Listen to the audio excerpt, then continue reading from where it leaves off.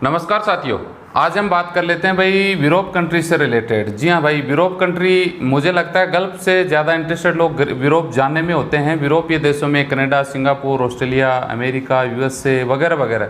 हालांकि वो एक अलग बात है कि उनके सपने बहुत कम लोगों के पूरे हो पाते हैं, बाकी ठगी के शिकार ज़्यादा होते हैं। फिर भी जो लोग यूरोप कंट्री जाना चाहते हैं उनको एक बात को पता होना जरूरी है कि भाई आप यूरोप कंट्री जाना चाह रहे हैं तो कौन सा टीका आपको लगवाना चाहिए। जी हाँ, टीका समझ रहे हैं आपको, टीका। जी हाँ, क्योंकि यूरोप कंट्रियां भाई आपको पता है विकसित कंट्री हैं, तो विकासशील जो देश हैं उनमें वो वैक्सीन उपलब्ध नहीं है जो उन देशों में उपलब्ध है। आपको पता है फाइजर वगैरह जो जॉनसन एंड जॉनसन जो 3-4 टीके हैं जो WHO ने आपको पता है मान्यता दी है। जी हाँ, लेकिन अभी बता दूं, अगर इंडिया के लोग विदेश जाना चाहते हैं, चाहे आप यूएस से अमेरिका जा रहे हैं, चाहे यूरोपीय कंट्री कोई भी कंट्री जा रहे हैं, उन्होंने इन टीकों को मान्यता नहीं दी है। जी हाँ, जो रूस की आपको पता है स्पुतनिक इंडिया में अवेलेबल है, कोवैक्सीन अवेलेबल है, ये टीके अगर आप लगवा लेते हैं तो आप यूरोप कंट्री नहीं जा सकते। जी हाँ, यूरोप कंट्री जाने के लिए आपको जो WHO से मान्यता प्राप्त टीके हैं 3 से 4 वो ही टीके आप लगवा सकते हैं। ये टीके अवेलेबल नहीं। अगर आप ये टीके लगवा चुके हैं,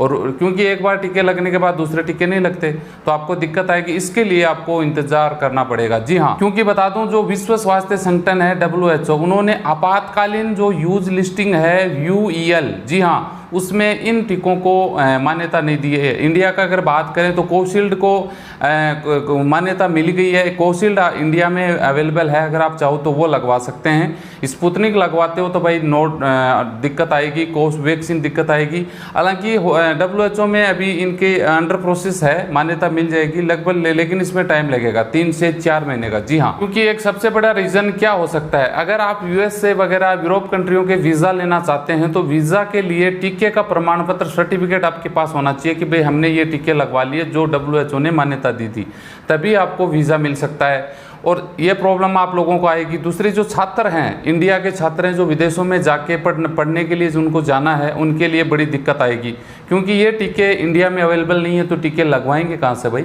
समझ रहे हो बात को?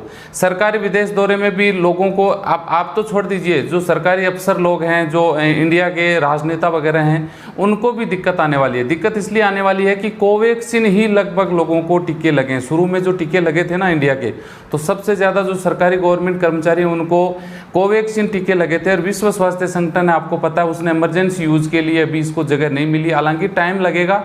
रूस की स्पुतनिक को भी अभी जगह नहीं मिली, उसको भी टाइम लगेगा। छात्रों की बात करें तो उनको भी दिक्कत आ सकती है, क्योंकि बाहर जो जाने वाले की बड़ी संख्या स्टूडेंट हैं जो अगस्त सितंबर में बता दूं विदेशों में पढ़ाई का सेशन शुरू हो जाता है, आप सबको पता ही है। वहाँ के हॉस्टल में रहने के लिए उन्हें भी वैक्सीनेशन जो सर्टिफिकेट है वो दिखाना पड़ेगा। और भारत में उपलब्ध अभी एक ही वैक्सीन आपको पता है, सीरम इंस्टीट्यूट कोविशील्ड को विश्व स्वास्थ्य संगठन ने इमरजेंसी लिस्ट में शामिल कर लिया। ये अच्छी बात है, लेकिन कोविशील्ड का चल जाएगा। बाकी भाई आप अगर कोई टीका लगवाते हो तो वो चलेगा नहीं। यूके और आयरलैंड ने भी कोविशील्ड को मान्यता दी। अगर आप यूके, इंग्लैंड की बात करें या फिर आयरलैंड जाना चाहते हैं, वो भी कोविशील्ड को मान्यता दे दी है। वो टीके लगवा के आप इन कंट्री जा सकते हैं। यानी कोविशील्ड को जो जिन देशों में मान्यता मिली हुई है कि भाई कोविशील्ड अगर इंडियन आदमी टीका लगवा के आते हैं तो उनको होटल में क्वारंटाइन रहने की ज़रूरत नहीं पड़ेगी, तो ये अच्छी बात है। दूसरी बात भाई, आपको दिक्कत अगर वीज़ा की बात करें तो भाई WHO की जो इमरजेंसी यूज लिस्टिंग है उसमें शामिल ही अगर आप टीका लगवाते हैं उन्हीं को वीज़ा दे रहे हैं, तो ये बड़ी प्रॉब्लम आएगी आपको। वीज़ा के लिए टीके का प्रमाण पत्र सभी देशों ने अनिवार्य करके रखा है। जी हाँ, अगर आप टीका दिखाओ, जैसे ऑस्ट्रेलिया, न्यूजीलैंड देश भी शामिल हैं, अगर आप टीका का सर्टिफिकेट दिखाओगे तो ये लोग वीज़ा इश्यू करेंगे इनकी एम्बेसीज, वरना वीज़ा नहीं मिलेगा। अगर कोई वैक्सीन UEL की लिस्ट में शामिल नहीं है या फिर किसी देश की तरफ से अप्रूवल नहीं दी गई है, ऐसी स्थिति में यात्रियों को नॉन वैक्सीनेट माना जाएगा। यानी ये इन्होंने टीका लगवाने के बाद भी ये नहीं मानते कि आपने टीका लगवाया है। भारतीयों के सामने बड़ी मुश्किल आने वाली है। जी हाँ, हालांकि इसका समाधान हो जाएगा, टेंशन लेने की इतनी भी ज़्यादा कोई ज़रूरत नहीं है, 100% इनका समाधान हो जाएगा। जी हाँ, बस ये अपडेट आप लोगों के साथ शेयर करनी थी। वीडियो अच्छा लगे लाइक शेयर करिए। मिलते हैं नेक्स्ट वीडियो में अच्छी जानकारी के साथ। जय हिंद।